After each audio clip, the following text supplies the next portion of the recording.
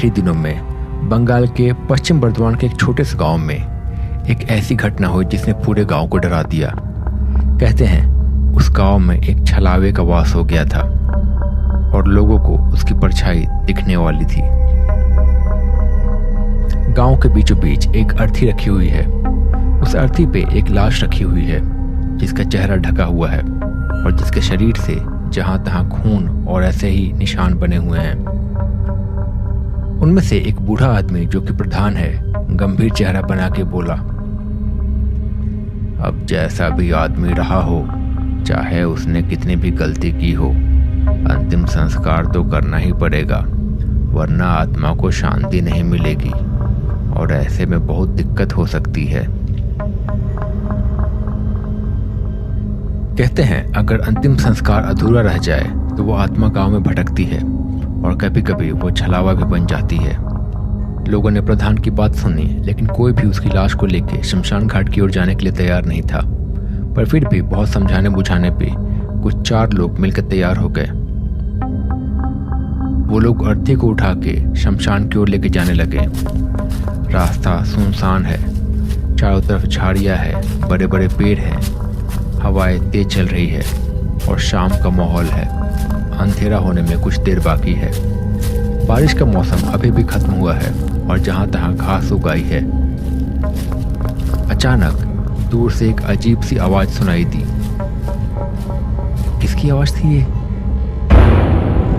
लोग घबरा गए। वो लोग लालटेन उठा के इधर उधर देखने लगे। तभी वहां एक कोहरा सा छाने लगा और धीरे धीरे वो कोहरा गहरा होने लगा। उन्होंने देखा कि दूर अंधेरे में एक परछाई खड़ी है, एक आकृति। उसकी आंखें लाल चमक रही थी अंधेरे में। छलावा, ये जरूर छलावा है, ये कोई शैतान है, एक आदमी ने कहा। अचानक एक खूंखार आवाज सुनाई दी और हवा तेज चलने लगी और कोहरा धीरे धीरे और ज्यादा गहरा हो गया। सब ओर धुआं छा गया। पर अगले ही पल धुआं हटा, लेकिन अर्थी पे से लाश गायब हो चुकी थी। सब लोग पीछे हट गए, सब डर गए। लाश कहाँ गई? लाश कहाँ गई? शायद उसे कुछ जानवर उठा के लेके गया होगा, चलो ढूंढते हैं। गांव वालों ने लाश को खोजने की बहुत कोशिश की। झाड़ियों में इधर उधर ढूंढते रहे पर कुछ मिला नहीं। कोई बात नहीं, वैसे भी अच्छा आदमी नहीं था, जो हुआ सो हुआ, अब छोड़ो चलो। लेकिन सबको अंदर ही अंदर पता था कि लाश किसी जानवर ने नहीं उठाई थी, उसे छलावा ले गया था। रात का समय है। एक बूढ़ा आदमी खाना खा के हाथ में लालटेन लिए अपने दालान की ओर बढ़े जा रहा है। उसके कदमों की आवाज सुनाई दे रही है। वो धीरे धीरे दालान पहुंचा। वहां पहले से ही 3-4 बूढ़े और 1-2 नौजवान लोग बैठे थे। सब धीमी आवाज में बात कर रहे हैं। दुर्गा पूजा अब कैसे होगी? बहुत देर हो गई है, अभी तक तो मूर्ति भी नहीं बनी है। हाँ तो मूर्ति कैसे बनेगी? जो मूर्ति बनाता था वही तो मर गया, और वो तो बहुत ही बुरा आदमी भी था। पास में एक नौजवान लड़का खड़ा है जो हाल ही में गांव आया है। वो छुट्टियों में दुर्गा पूजा के लिए गांव आया है, वरना वो शहर में अपनी पढ़ाई करता है। उसने बहुत ही उत्सुकता से पूछा, लेकिन सब लोग उसे इतना नफरत क्यों करते थे? आखिर उसने ऐसा क्या किया था? बूढ़े ने धीरे से उसकी ओर देखा। तुम्हें क्या पता, तुम तो अभी अभी पूजा के लिए गांव आए हो, इसके बारे में तुम्हें ज्यादा जानकारी नहीं है। कुछ दिन पहले गांव के अलग अलग घरों में बहुत सारे लोग बीमार खाट पे लेटे हुए हैं। खांसी की आवाज गूंज रही है, सबकी तबीयत खराब है। कुछ दिन पहले गांव के लोगों की तबीयत अचानक बिगड़ने लगी थी। कई लोग बिस्तर से उठ भी नहीं पा रहे थे और गांव के मवेशी भी एक एक करके मरे हुए पाए जाते थे। फिर कई लोगों ने ध्यान दिया, जहां जहां कोई बीमार होता था उसके पहले उसके घर के दरवाजे के पास एक काली धुंधली परछाई खड़ी दिखाई देती थी। उसके लाल आंखें क्षण भर के लिए चमकती थी और फिर वो गायब हो जाता था। हमेशा बीमार होने से पहले ये काली परछाई दरवाजे के बाहर दिखाई देती है। कुछ लोगों को शक हुआ। उन्होंने उस परछाई का पीछा किया। उन्होंने देखा कि वो परछाई गांव के मूर्तिकार के घर से रात को निकलती है और फिर लोगों के घर में जाती है, और जिनके घर में जाती है उनकी तबीयत खराब होने लगी। वो जरूर काला जादू करता है, वरना ये सब कैसे हो सकता है? चलो देखते हैं। ऐसा कह के सब लोग उसके घर पहुंचे और उन्होंने उसे रंगे हाथों पकड़ लिया। मूर्तिकार अपने घर में बैठ के तंत्र मंत्र और साधना कर रहा था, काला जादू कर रहा था। ये सब बंद करो, नहीं तो तुम्हें गांव से निकाल देंगे। पर मूर्तिकार ने हाथ जोड़ते हुए कहा, नहीं नहीं, अब मैं ये बंद नहीं कर सकता। मुझे अपनी विधि पूरी करनी पड़ेगी।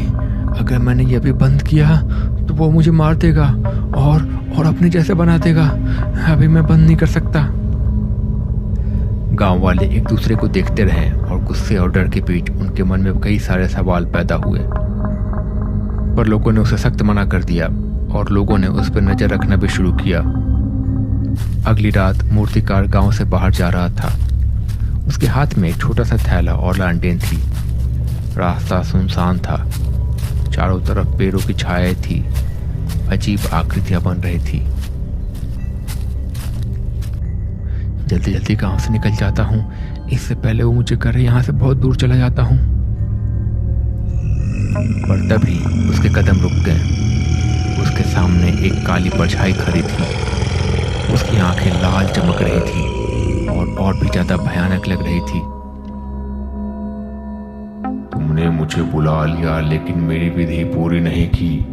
अब इसकी सजा मिलेगी। मूर्तिकार जमीन पे गिर गया, डर से कांपते हुए चीखने लगा।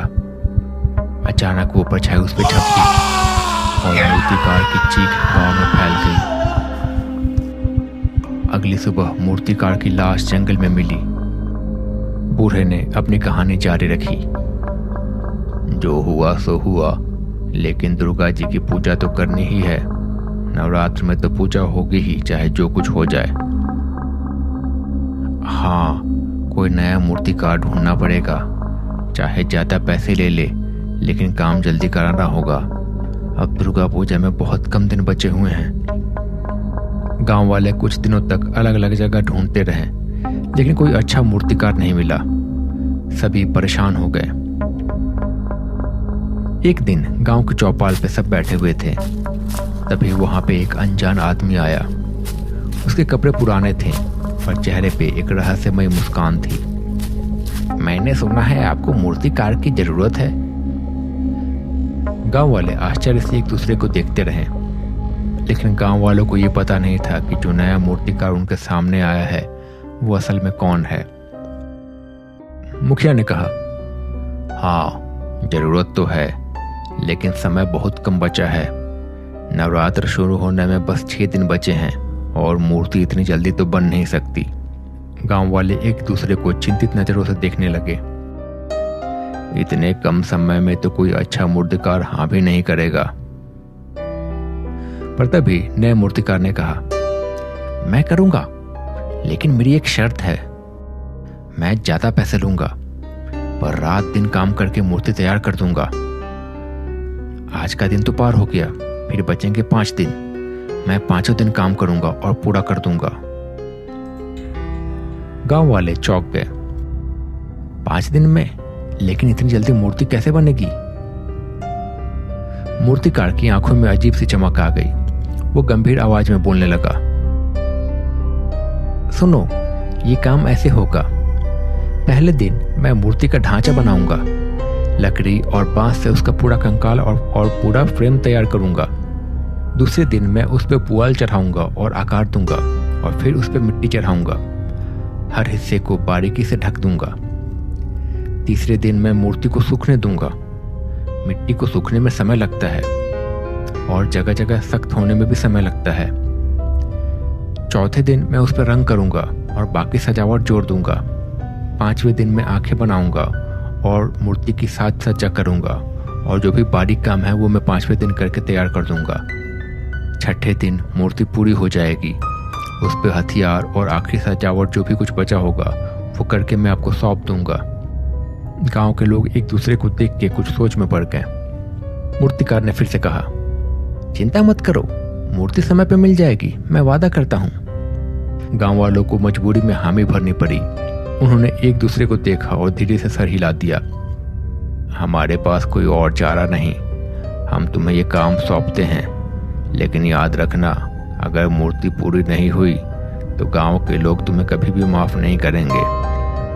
मूर्तिकार ने धीरे से मुस्कुराया। उसकी आंखों में एक अजब सी चमक थी। गांव वालों को लगा कि अब उनकी समस्या हल हो जाएगी, लेकिन उन्हें इस मूर्तिकार के बारे में कुछ भी पता नहीं था। फिर उस मूर्तिकार ने कहा, देखो, मैं करना तो यही चाहता हूँ, लेकिन इसके लिए मुझे 2 मजदूर चाहिए होंगे, क्योंकि मैं अकेले इतना भारी काम नहीं कर सकता, और इसके लिए मुझे ज़्यादा पैसे भी चाहिए।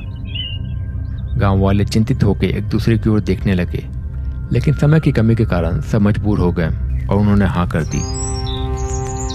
ठीक है, हम तुम्हें और पैसे देंगे और 2 मजदूर भी देंगे ताकि तुम्हें मदद मिल सके। मूर्तिकार ने हल्की मुस्कान के साथ सर हिलाया और उसकी आंखों में चमक दिखाई दी। गांव वाले इस सौदे पर राजी हो गए और इसी के साथ शुरू हुआ मूर्ति का निर्माण, जो आगे चलकर गांव की तकदीर बदलने वाला था। अगली सुबह मूर्तिकार और 2 मजदूर मिलकर काम में लग गए। बांस, लकड़ी और रस्सी से मूर्ति का ढांचा तैयार हो गया। हथौड़ों की आवाज गूंजती रही।